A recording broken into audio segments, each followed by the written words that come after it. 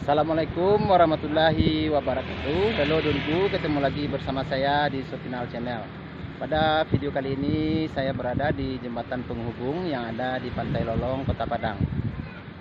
Oke Dunku, ikuti terus video saya ini.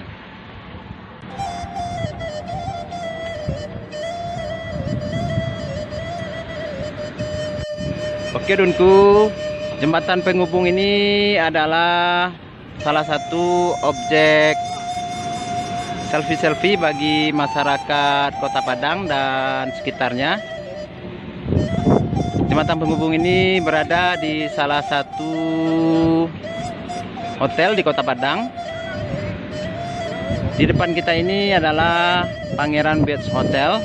Jembatan penghubung ini persis berada di belakang Pangeran Beach Hotel ini.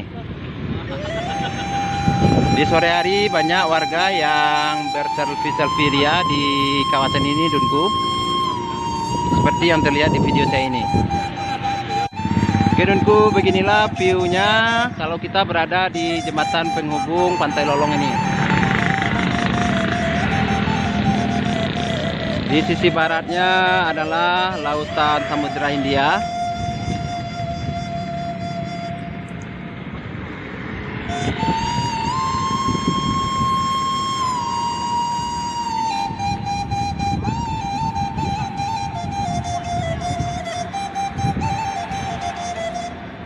Dan di sisi lainnya di sini adalah view-nya hotel berbintang yang ada di Kota Padang.